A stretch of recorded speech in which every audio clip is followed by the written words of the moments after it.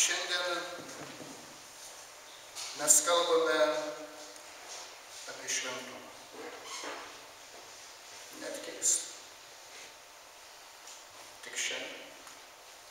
Tarsi atrodytų, visus metus būtume kalbėję apie tai, kas nieko bendro neturi su šventumu.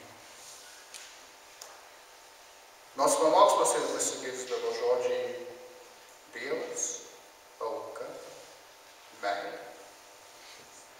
Tikriausiai šiandien apie šventumą lengviau kalbėti todėl, kad minime ne konkrečius asmenis, kurie gali būti mums labiau ar mažiau priimtini,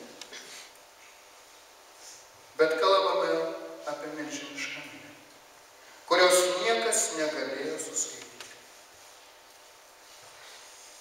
Vadinasi, galvoja, jog toje minioje ir man vietos yra. Šiandien galbūt minime tų anoniminių šventųjų dieną.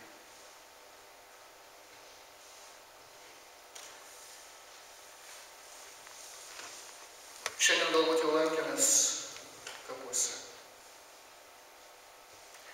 Kiek tenais galbūt sutikome šventųjų. Tūkstančius, minės.